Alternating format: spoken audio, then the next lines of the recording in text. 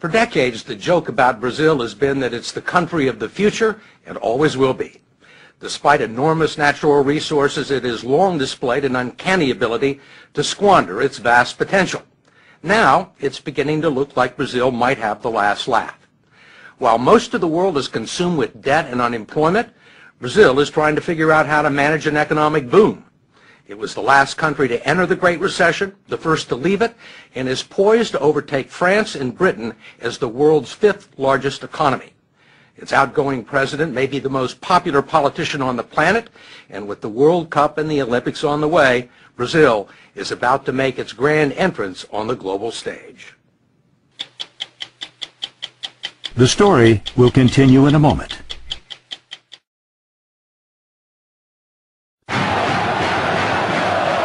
When most people think of Brazil, they think of its passion and excellence in soccer. Not of skyscrapers in Sao Paulo, the financial hub of a fledgling economic superpower. They think of the pulsating beat of the samba and carnival, not commodities or the world's largest cattle industry. They see the beaches of Ipanema and Copacabana and breathtaking vistas. It's quite a view. Yes, incredible, huh?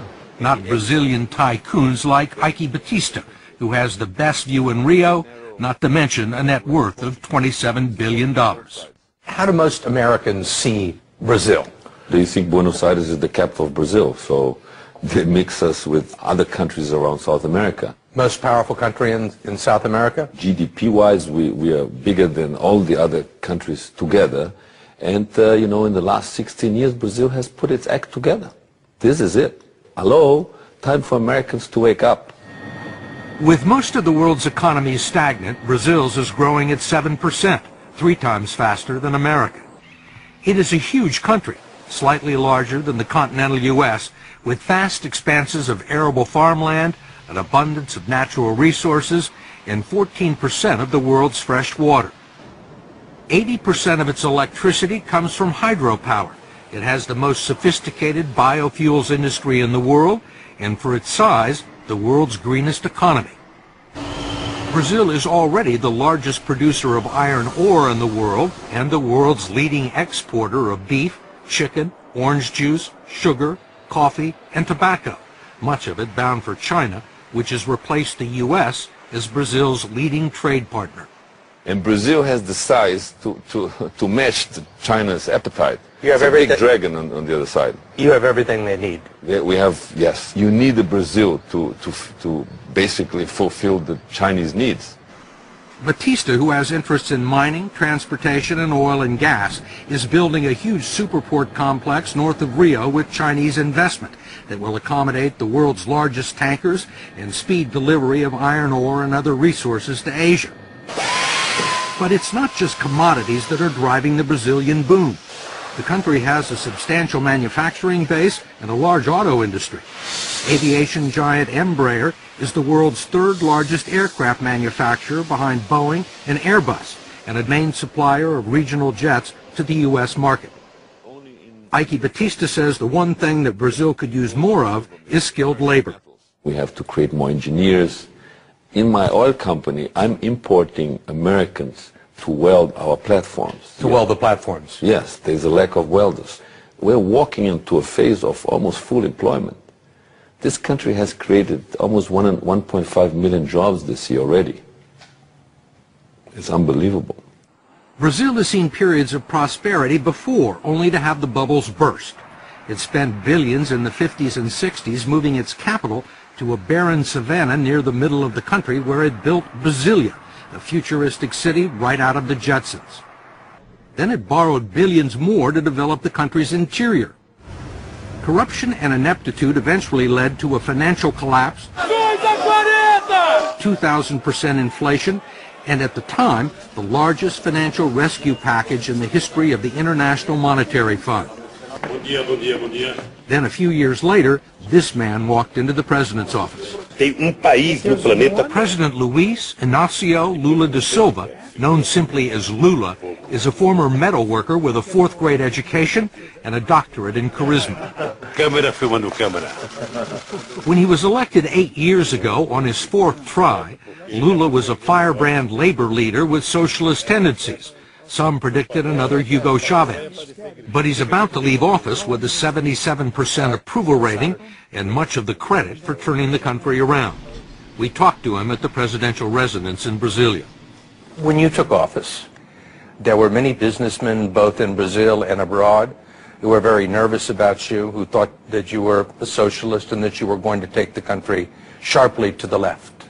Yet these people now are among your biggest supporters. How did that happen? Veja, eu de vez em quando brinco.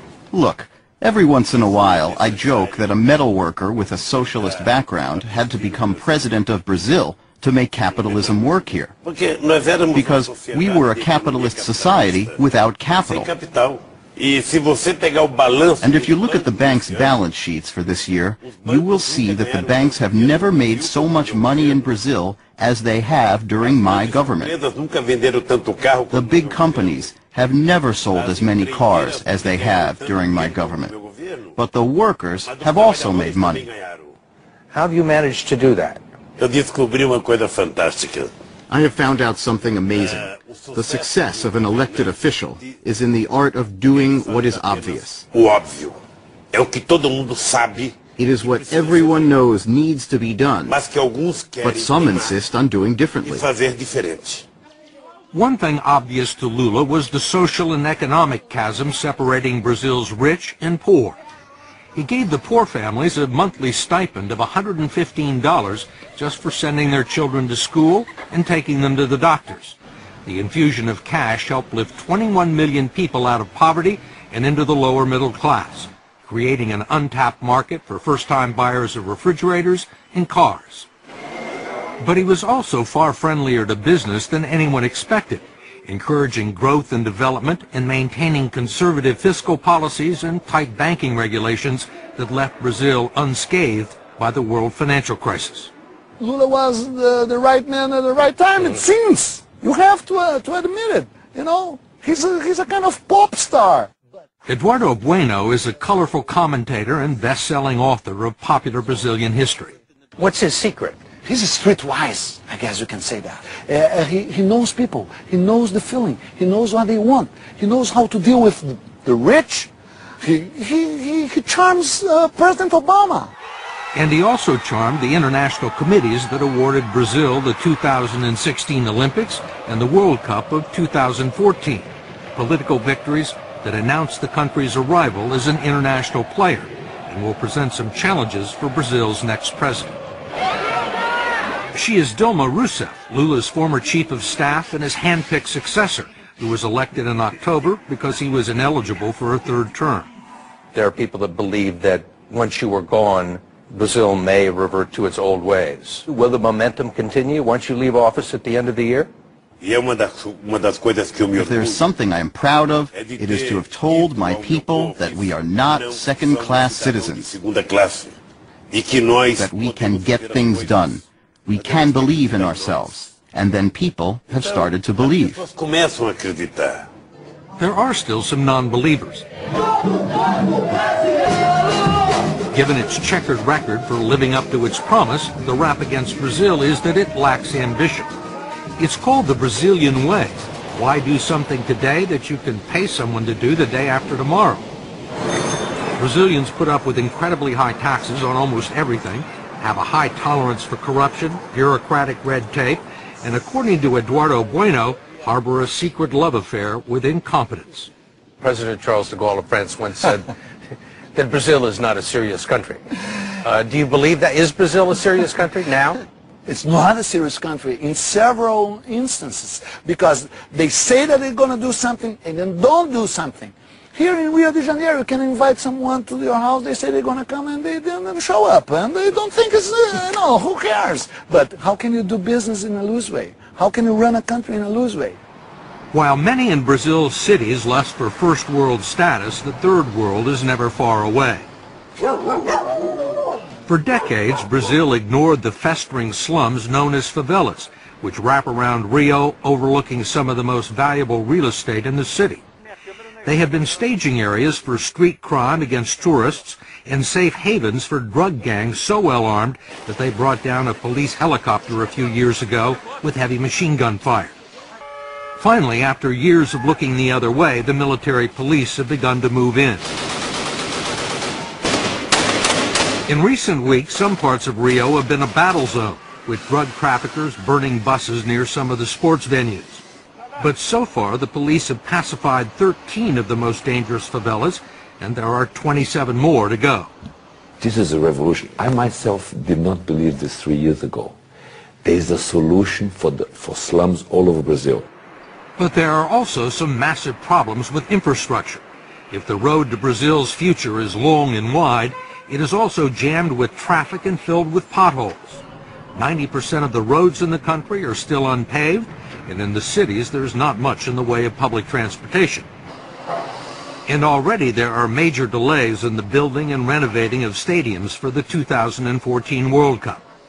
FIFA, the World Soccer Organization, says Brazil is way behind in making preparations for the World Cup. Will the country be ready? Olha, primeiro, nós precisamos tomar cuidado. Look, first, we need to be careful about European perfectionism, because everything that happens here in the South, they think they know better than us. Mais do que nós. Então, Well, the Europeans may put their minds at ease because we will organize the most extraordinary World Cup ever. o mundo que já foi feito. What they didn't make in 500 years, they want to make in 4, because the World Cup is going to be in Brazil. Do you think they'll be ready? No, I don't think it's going to be ready, especially because Brazilians don't mind to be late. You know, they think, just get a little late, what's the problem? They're going to be planting the grass while the ball was already rolling. Whatever happens in Brazil, no one will be able to blame it on a lack of money. That's because 150 miles off the coast lie what are believed to be the largest discoveries of oil found anywhere in the world in the past 35 years. Petrobras, the state-owned oil company, is preparing to drill 20,000 feet below the surface of the Atlantic to reach oil fields that sit underneath layers of salt beds. This oil story is $1 trillion story right in front of us here. What do the offshore oil discoveries do for Brazil? What do they mean for the country's future? Oh, it means, you know, we should be producing in excess of 6 million barrels a day. So it put us among the third, fourth largest producer in the world, massive exporter. President-elect Dilma joked that the oil discoveries were just the latest proof that God is Brazilian. An economist from Goldman Sachs, no less, had predicted that Brazil, along with Russia, China, and India, will dominate the world economy in the 21st century. If it happens, Brazil would be a different kind of superpower, one that would rather make love, not war.